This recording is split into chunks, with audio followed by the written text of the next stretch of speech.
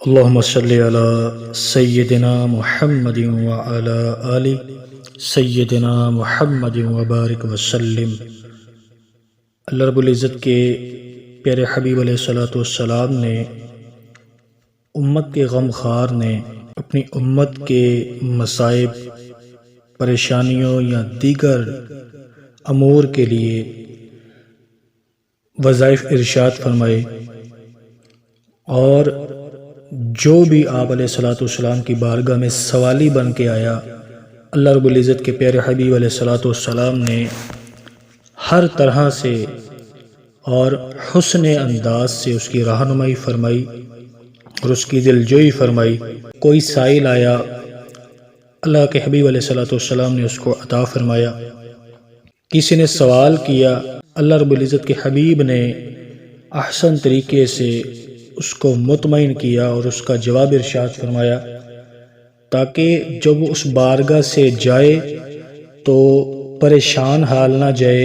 اسی طرح احادیث طیبات کے اندر مختلف مقامات پہ صحابہ کرام علیہم رضوان دن رات آتے، لیکن المیہ یہ بنا کہ آج جو وظائف، جو دعائیں نبی کریم صلی اللہ علیہ وآلہ وسلم نے ارشاد فرمائی ہیں، ان پر جو ہمارا ایمان ہے وہ اتنا مضبوط نہیں ہے جتنا کہ ہمارا ایمان تعویذات پر، دھاگوں پر، درباروں پہ جا کے منتیں ماننے پر، یا اپنے پیر کے دیے ہوئے وظیفوں پر ہوتا ہے۔ اہل سنت کے امام اعلیٰ حضرت رحمۃ اللہ تعالیٰ علیہ، آپ رحمۃ اللہ تعالیٰ علیہ جو دعائیں احادیث طیبات کے اندر وارد ہوئیں، یعنی کہ مسنون اعمال، یا جو بھی حضور علیہ الصلوۃ والسلام کی زبان فیض ترجمان سے نکلا، اس پر اعلیٰ حضرت رحمۃ اللہ تعالیٰ علیہ کا یقین کامل کتنا تھا۔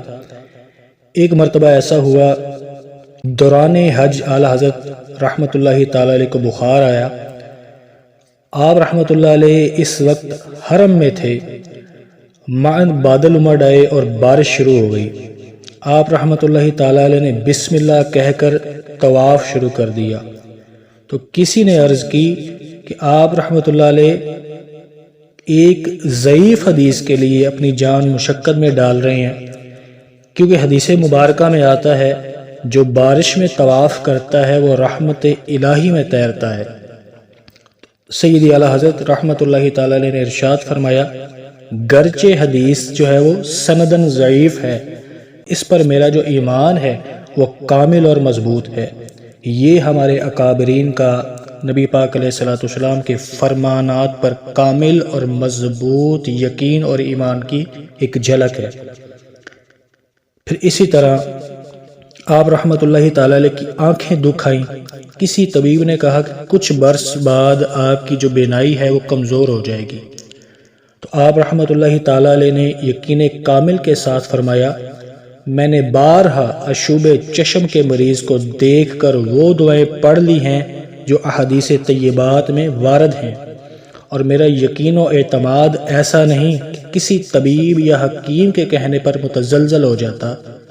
کچھ دنوں بعد آپ رحمۃ اللہ تعالیٰ علیہ مکمل صحت یاب ہو گئے۔ پھر ایک مرتبہ ایسا ہوا، دوران حج بحری جہاز میں طوفان آ گیا، سمندر میں طوفان آیا تو بحری جہاز جو ہے وہ ڈولنے لگا، تو لوگوں نے کفن پہن لیے، کسی نے کلمہ پڑھنا شروع کر دیا، کسی نے توبہ و استغفار کرنا شروع کر دیا۔ تو آپ رحمۃ اللہ تعالیٰ علیہ سیدی اعلیٰ حضرت نے قسم کھا کر ارشاد فرمایا کہ یہ جہاز نہیں ڈوبے گا۔ اب وہ لوگ پہلے پریشانی کے عالم میں ہیں، پھر آپ رحمۃ اللہ تعالیٰ نے یہ قسم کھا کے ارشاد فرمایا۔ خیر کچھ ہی دیر بعد یوں ہوا کہ طوفان ساکت ہو گیا۔ آپ کے ابا جان رحمۃ اللہ تعالیٰ علیہ نے آپ سے یہ ارشاد فرمایا کہ آپ نے قسم کیوں کھائی؟ تو اعلیٰ حضرت رحمۃ اللہ تعالی علیہ نے ادبا نے ارشاد کیا کہ ابا جی، حدیث پاک پر میرا یقین کامل ہے، میرے آقا علیہ الصلوۃ والسلام کا مبارک فرمان ہے کہ جو کشتی میں سوار ہوتے وقت دعا پڑھ لے وہ ڈوبنے سے بچ جائے گا۔ اللہ والو، یہ ہمارے اکابرین سیدی اعلیٰ حضرت رحمۃ اللہ تعالی علیہ کا ایمان کامل ان احادیث طیبات پر جو حضور علیہ الصلوۃ والسلام کی زبان حق ترجمان سے ادا ہوئی۔ ایک حکیم ہے یا کوئی ڈاکٹر ہے، ہمارا ایمان کیا ہے؟ ہمیں کوئی بھی کہہ دے کہ فلاں چیز نہیں کھانی یا وہ نہیں پینی، یا کرونا وائرس آیا یا کوئی بھی ایسے معاملات ہمارے ساتھ ہو جاتے ہیں، ہمارا ایمان اس حکیم کے کہنے پہ یا اس ڈاکٹر کے کہنے پہ ڈاواں ڈول کیوں ہو جاتا ہے؟ اب جو کہتا ہے کہ یہ احتیاط کرنی ہے، ہم صدق دل سے ایسے احتیاط کرتے ہیں جیسے پتہ نہیں وہ پتھر پہ لکیر ہو گئی ہے۔ خدا نہ کرے کہ جی ہمارے ساتھ ایسا ہو ہی نہ جائے۔ اور ایمانی حالت ہماری کیا ہے کہ جن کے فرمانات حق ہیں، وہ زباں جس کو سب کن کی کنجی کہے، اس کی نافذ حکومت پہ لاکھوں سلام۔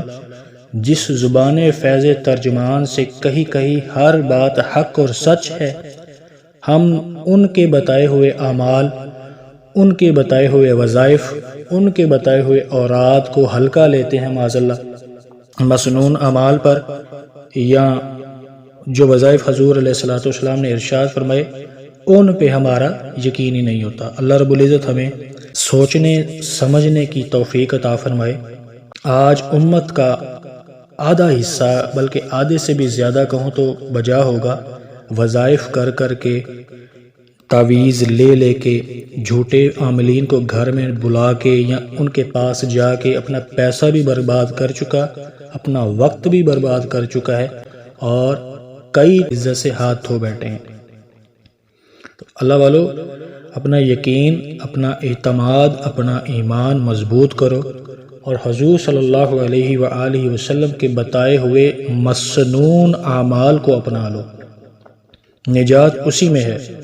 آپ کسی پیر کے وظیفے کریں گے، آپ کسی پیر کا بتایا ہوا عمل کریں گے، اس پہ شرائط لاگو ہوں گی، آپ کو احتیاط کرنی پڑے گی، وقت کی احتیاط، تعداد کی احتیاط، دنوں کی احتیاط، لباس کی احتیاط، خوشبو کی احتیاط، کھانے پینے میں احتیاط، وقت میں رائی برابر بھی اونچ نیچ نہیں ہو سکتی۔ اگر ہو گئی یا شرائط میں کمی ہو گئی تو پھر رجت ہو جائے گی۔ پھر جو آپ بہتری کے لیے کرتے ہیں کہ میں بہتری چاہتا ہوں اپنی، اس لیے پڑھ رہا تھا، تو بہتری تو نہیں ہوگی، پھر نقصان ہو جائے گا۔ فیس بک کے اوپر گروپس بنے ہوئے ہیں، کوئی مراقبہ سکھا رہا ہے، کوئی ذکر سکھا رہا ہے، کوئی یوٹیوب کے اوپر مراقبہ سکھا رہا ہے، کوئی ذکر سکھا رہا ہے، کوئی کیا بتاتا ہے۔ اللہ والو، یہ سب ڈھونگ ہے، فراڈ ہے، پیسے کمانے کا بہانہ ہے۔ ان کے چکروں سے نکلیں، رسالے پڑھنے سے نکلیں، مسنون اعمال اپنا لیں۔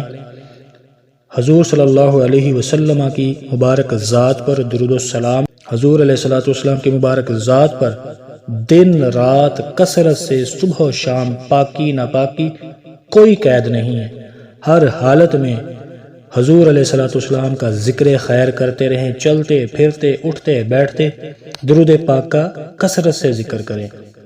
ادب کا تقاضا ہے کہ باوضو اور بیٹھ کر ادب و احترام کے ساتھ تصور میں ڈوب کر نبی پاک علیہ الصلوۃ والسلام پر درود و سلام پڑھیں۔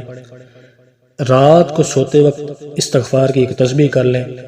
مسنون اعمال صبح اور شام، اتنی تعداد ہی نہیں ہے، 7 مرتبہ، یہ کوئی 3 مرتبہ دعا ہے، کوئی 7 مرتبہ ہے، ان کو اپنائیں۔ نبی پاک صلی اللہ علیہ وآلہ وسلم کے ساتھ تعلق قائم ہو جائے، آپ علیہ الصلوۃ والسلام سے رابطہ جڑ جائے گا، تو اللہ والو پریشانیاں نہیں رہیں گی۔ غم بھی ہوں گے مقدر میں لکھے تو اللہ رب العزت حبیب علیہ الصلوۃ والسلام کے صدقے سے ان کو راحتوں میں، خوشیوں میں بدل دے گا۔ اللہ پاک ہمیں عمل کرنے کی توفیق عطا فرمائے۔